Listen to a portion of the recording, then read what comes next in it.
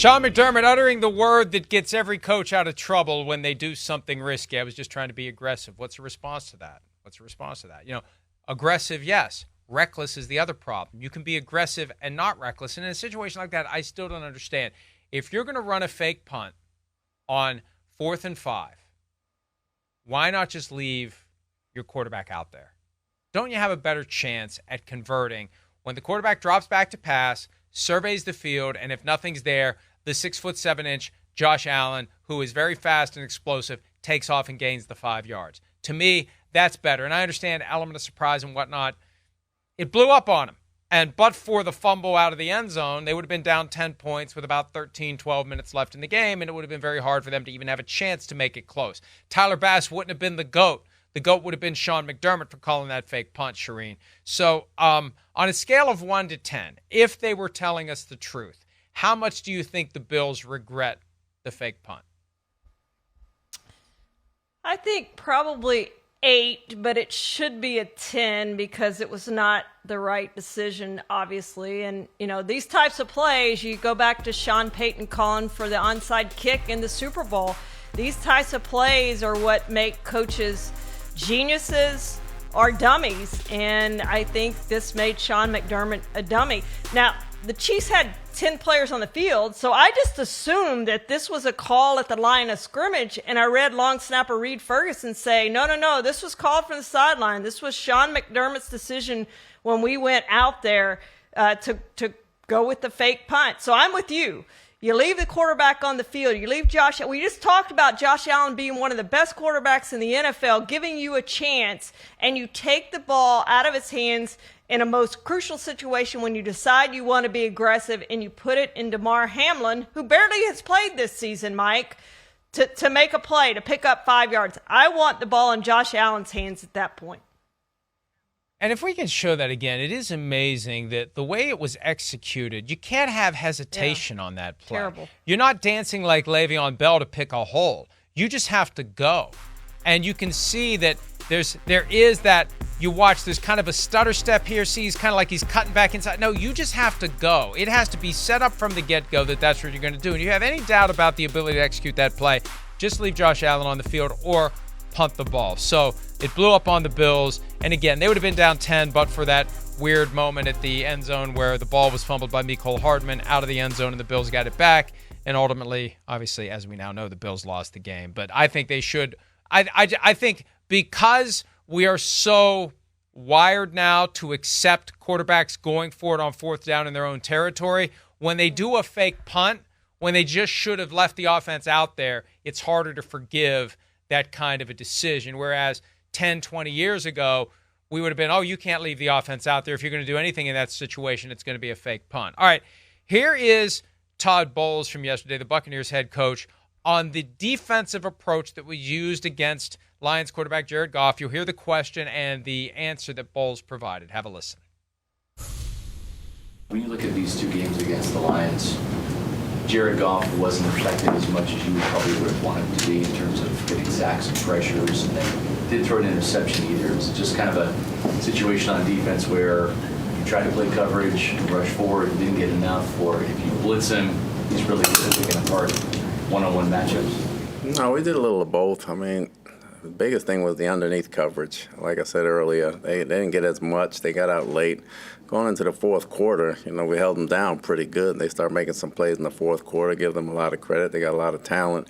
Some things we didn't do as well in the 4th quarter that we did well the first 3 quarters. But he's a great quarterback. They have a very good football team, and the better team won yesterday. Goff was blitzed over half of his drop-back passes. He was able to limit pressure with quick throws. He averaged 2.51 second time to throw and was pressured just 5 times against the blitz. That's courtesy of Next Gen Stats. He wasn't sacked on any of his 24 dropbacks against the blitz. It was his 3rd game with at least 20 dropbacks and 0 sacks this season. So, how much do you think Todd Bowles regrets the defensive approach to the Lions and Jared Goff? Scale of 1 to 10, Charean. Well, I think probably a 5, but I think, again, it should probably be a 10, considering he could not figure out the Lions and Jared Goff in either game this season. regular season, he passed 75% completion percentage, 353 yards, 2 touchdowns, no interceptions. Playoff game, 76%, 2 touchdowns, no interceptions, 287 yards. I mean, he just abused the Bucs in those 2 games, one in Tampa and one in Detroit, obviously. This is a quarterback who was blitzed the second most in the NFL this season. He handled it great against the Buccaneers. It should not have been something they should have done the second time playing him, knowing what they knew the first time playing him, but they couldn't get to him, Mike, on a 4-man rush. Only 2 sacks the entire game. So, yeah, I think they should regret that, and I think Todd Bowles also should regret what happened at the end of the game, not getting the ball back for his offense when he had an opportunity there with the clock running down. Yeah, didn't want to delay the inevitable is what he said yesterday. It's a 10 across the board because you've played this team before, you've lost to the team. Why are you going to do the same thing you did in the game that you lost? And they still had a chance to win, and this idea of the not calling the timeout, not taking advantage of any – because look, the fans want you to do everything in your power to win the game. And even if it is only a 0.1% chance that you're going to win the game, it's 0 if you don't try. And Bowles is safe. I poked around a little bit yesterday because you wonder if somebody who loses in the divisional round could be in trouble, especially with this Dave Canales thing we were talking about earlier. Bowles is safe, but that's the kind of thing that can make you not safe.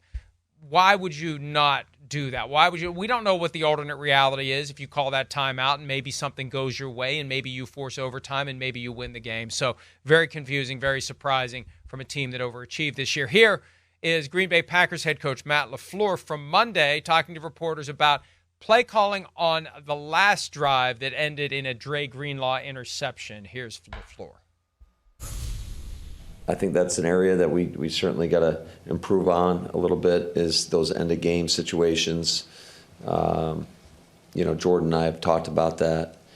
Just what we're calling, what we're asking guys to do. You're always going to look at yourself first and be critical on yourself and making sure that you get the right plays dialed up for the guys and making sure just that communication so everybody's on the same page. Never want to surprise guys with a call or anything like that. And I think that's an area of our game where we can certainly see some improvements moving forward. Did you have full use of Aaron Jones on that drive? Because he said on that long run he had kind of tweaked his hamstring a little. Did you even know that? That was not known to me, which is probably good in the moment. Look, I think what's going on here is Matt LaFleur is trying to provide a little bit of cover for Jordan Love for the Brett Favre-style play that he made because they were moving the ball. Whether you like the play calls or not, they were getting themselves in position. It was just when it came down to it, after they converted this first down, they're on the 37. They needed to get to about the other 37, and Jordan Love gets flushed out to the right. He makes the bad decision to throw back across his body. Dre Greenlaw picks it off. If he hadn't, Fred Warner would have. I don't know if that's play calling, but I think it's LaFleur just saying we can't put guys in a position where they might do something they shouldn't do. He's taking responsibility for creating the circumstance that led to Jordan Love trying to play and playing quite well the role of Brett Favre in that moment. So I see what he's saying, and he also doesn't want one moment to take back the vibe and the sense of progress they've had with Jordan Love this year, but, I don't know. A scale of 1 to 10, how much do you think he should regret the play calling on the final drive? I don't think at all, Mike. I think it was Jordan Love making a bad decision on the field on first down. You always live to see another down, and they had plenty of downs. They had plenty of time. There was no reason to make that throw, and it was a Brett Favre-esque throw that he made back across his body, and it was intercepted. So I don't think that Matt LaFleur should have any regret about his play calling. I don't think he did have any regret. It was just Jordan Love making a bad decision that cost him an opportunity, Mike, to get in field goal range and kick the field goal. It was so uncharacteristic of what we've seen from Jordan Love this year, and I agree with you. I think that it should be very low, 1 or 0 for Matt LaFleur. But the coaching point wasn't drilled into Jordan Love's head, apparently. In a moment like that, you're out of the pocket. All you got to do is flip the ball past the line of scrimmage, and it's 2nd and 10. And, that's what happens in those big moments. You feel the pressure. You're hyper aware of the circumstances. Do you rise up or do you fall? And he fell in that moment. He did something he shouldn't have done. He called it a mortal sin, throwing it across his body like that. And it wasn't close. It was going to have to be one of the best throws we've seen all year, if not all decade, for that ball to get to Christian Watson. And it wasn't even remotely close. And again, if Greenlaw didn't intercept it, Warner would have. Let's take a break. When we return, will Joe Flacco be back with the Browns in 2024? We'll discuss that next here on PFT Live.